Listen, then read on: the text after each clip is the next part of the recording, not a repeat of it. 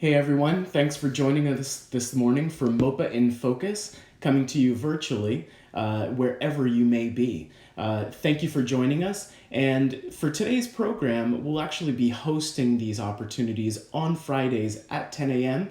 and a family-friendly version at 1 p.m., where we'll be taking a look at an artist that's currently in MOPA's exhibition or part of our collection, and we'll be doing a short activity, something that you can do at home. Like most of us, you'll probably have a lot of time spent in the house or around the house, and so we'll be going ahead and doing activities that you can really do anywhere you're at, wherever you may find yourself. And since you can't make it to the museum at the moment, what I like to say is this is our way of bringing the museum to all of you wherever you may be. So thanks again for joining us. I hope you all had a chance to check out the announcement and the email that went out. And there are a couple different supplies that you can go ahead and gather to have ready for the activity today. And we're going to go ahead and talk about some of the supplies that I got ready here for us. So you can probably see in the... on this side right here, you can see I have a stack of old photographs, and then I also have a pen, which is essentially just a ballpoint pen. You can use a marker, you can use a brush or some sort of other instrument that has a finer point, and you'll want to make sure that you use something that you can that has an ink or something to it that can actually write over top of the photograph. And I'll show you what I mean here by the activity. So if you didn't get a chance, go ahead and grab an old photograph, or it could be a new photograph. You could also take a look around the house if you have some old magazines laying around. Maybe you have some photographs that you printed copies of that you don't need. Basically, you want to look for a photograph that will be easy to write or draw over top of. And you also want to get a photograph that interests you, whether it's the subject, maybe it's a personal self-portrait, maybe it's a photograph of a loved one, or like the stack of photographs I have here, I actually don't know who any of these people are. These are old vintage photographs that I got at a yard sale, and that's an interesting thing in and of itself, that I actually don't know who these people are or where the photograph was taken. So for us as the viewer, there's a little bit of mystery to that. There's a little bit of interest, and you can actually use that and build on it with today's activity. So I'll give you a couple seconds there to go ahead and track something down. With any of these activities on a Friday, we'll go ahead and send out a list of things that you can kind of gather ahead of time. And then that way, when we go ahead and go live at 10 a.m., you can join us for the activity. So for today, really this is inspired by an artist that we have currently at the museum who's part of our exhibition Out of the Shadows, Contemporary Chinese Photography. And the photographer's name is Chu Chu. And what Chu Chu does is she typically starts with a photograph that she takes. Oftentimes it's subjects in nature, so she has a body of work that's tree branches. She'll photograph that work, she'll print it, but then she does something really interesting in the shadows of the work. And let's go ahead and take a look at what I mean here.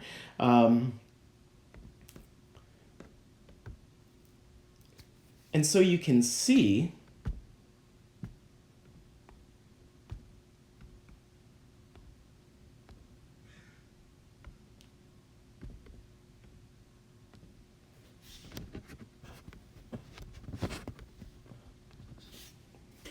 the artist starts out, again, using a photograph. Here we can see her doing a little bit of calligraphy. The wonderful thing about this artist is that she combines different kinds of processes, right? She's looking at how do I add, in her case, calligraphy of Chinese characters and script into areas of the photograph that adds this interesting visual element. But what's also really interesting about it is that she uses specifically the shadows, right? So what would typically be just a soft sort of blur, she's instead turning it into the closer you get to the shadows, the more you see the detail, right? The more you see the script and the words. So it's a really wonderful way to pair these two things together. Lots of artists have done this in the past. Chu Chu's a fantastic example that we have currently in our exhibition, Out of the Shadows.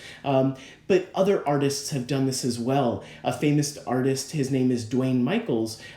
He has done a similar thing, either pairing images with words that he writes in the margin of the photograph, or he'll also go ahead and actually draw using oil pastels or sort of paint over top of the image. It's a really fun thing, and I think what's really interesting about it too is that you get to experience the photograph in a different way.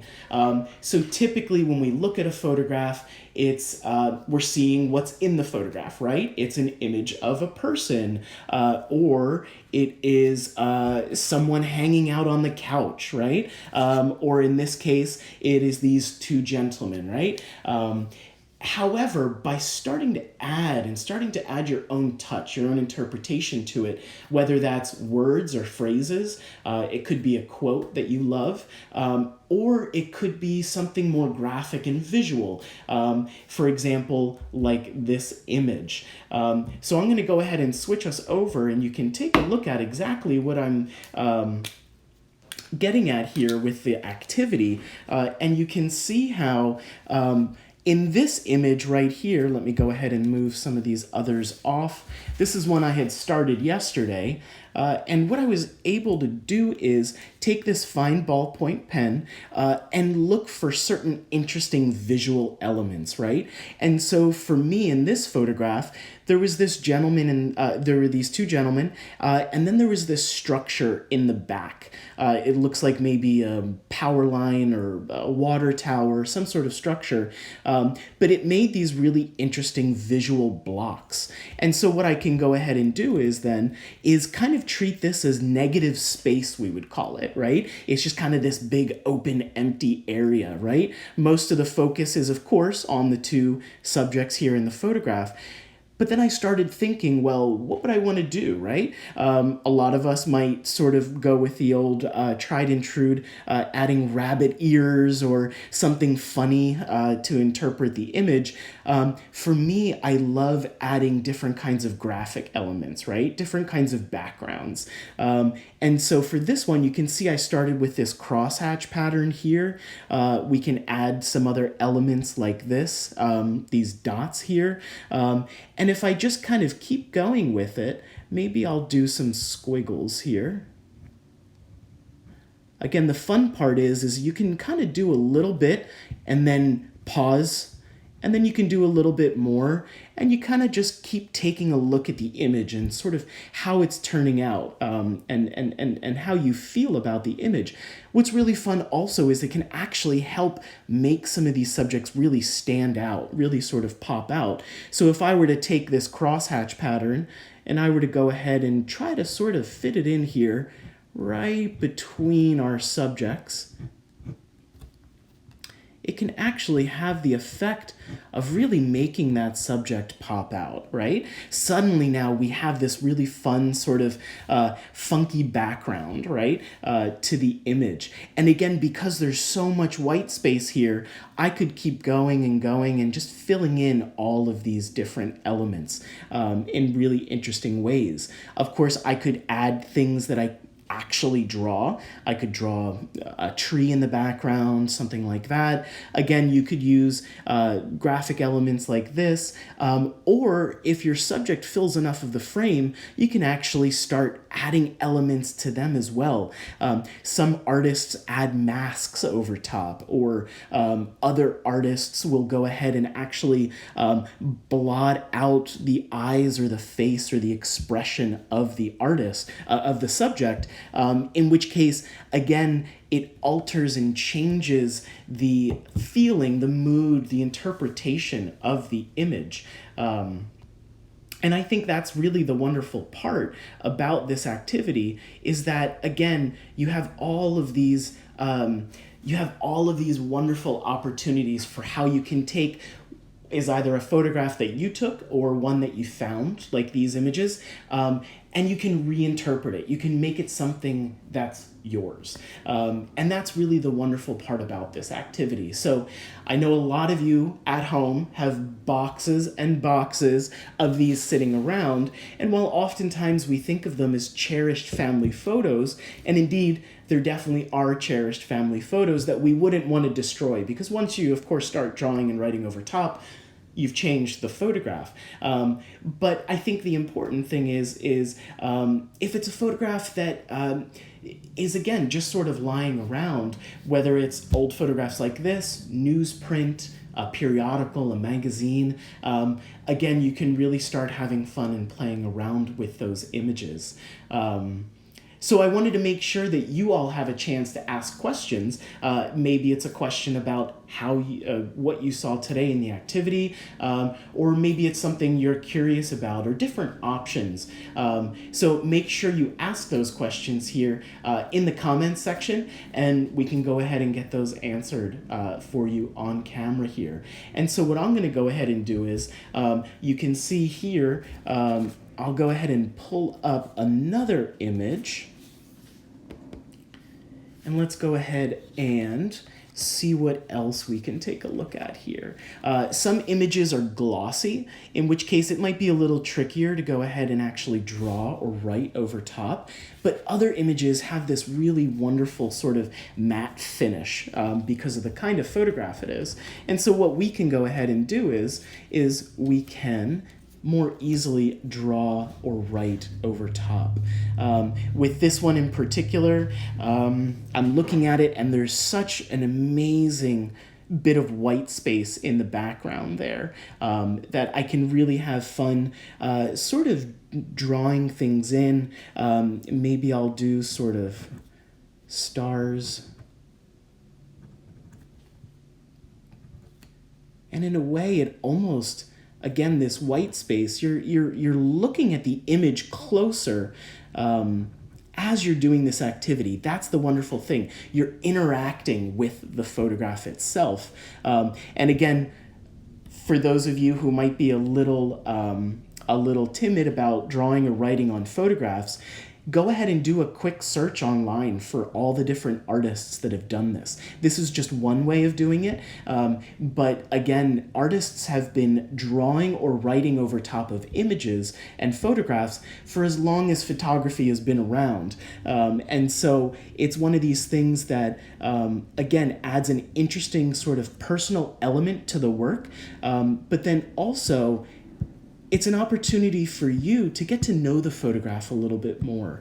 And so again, while I don't exactly know who any of these people are in the photograph, I'm spending some time with it today. I'm looking closer at it. I'm looking at the composition. I'm looking for, say, some white space to fill in. And you can also get really creative with how you tie in your personal touch with the subject or the subjects in the photograph, right? For this one, it was just a sort of simple graphic element in the background, kind of to add some interesting visuals. With this one, I'm doing something similar. It's a little bit sort of more free form, but there are also examples where you can play with the subject who is in the photograph. Again, kind of like I was mentioning with these subjects and some of the other photographs, some artists can put masks on the subjects, or they can blot out parts of the body. There's actually also something that's a bit different than writing and drawing on photographs, but there are artists who actually take the subject and they'll cut the subject out of the photograph, or they'll poke a bunch of holes in it and then hold it up to the light. And again, it's really transforming what was once just an old snapshot, right, an old photograph, into something that's uniquely personal and uniquely yours as well. So I hope that helped for a little bit of inspiration as we're all finding ourselves at home, maybe staring at bookcases or boxes of photographs that you have laying around. So before you take those photographs to the trash, go go ahead and look through them and give this activity a try. It's really, really fun. And again, there's lots of different examples out there of artists who have done that in the past and artists who are doing that today, like Chu Chu, like the photographer Dwayne Michaels. And again, it's a really sort of fun way to explore different ways of using images. If you like this activity and you like using old photographs like this, you can certainly find old photographs like this at yard sales, at swap meets. We have a big one here in San Diego. You can also look for them online as well. Sometimes there are sellers that you can buy a whole box of these and just get them shipped. And what I like about that is the element of surprise. You get to look through all these photographs and see what the opportunities are, what the creative opportunities are. So I want to thank everybody for joining us this morning. And if you're a family at home and you're watching, and you don't want to use any vintage photographs or old photographs like this, join us at 1 p.m. where we have a really fun take on this activity of pairing images and drawings with photographs, where we're actually going to be using something as simple as markers, a window, and your smartphone. And it's a great, great way to do it if you've got kids at home, if you've got kids who are homeschooling right now, and they're looking for some sort of really fun and creative way to engage with photography. So make sure you join us back here at 1 p.m. and I'll go ahead and walk you through that activity. For today, if you enjoyed today's cast and if you'd like to see more of these, please make sure to leave some comments below. And because the museum isn't open right now, and we're coming to you virtually, keeping with MOPA's tradition of being a museum without walls, I really encourage all of you to go ahead and support MOPA today. Typically, we'll pay what you wish, $5 donation, recommended donation, and we'd love to bring you more content, more lessons like this, chats with staff, and we can only do it with your support. So you'll see the URL below, mopa.org/support. And if you go there today and make a $5 donation, we can go ahead and make sure we keep bringing you some really cool and creative programming like this opportunity on Fridays. I want to thank everybody for joining us this morning, and I look forward to seeing all of you again here.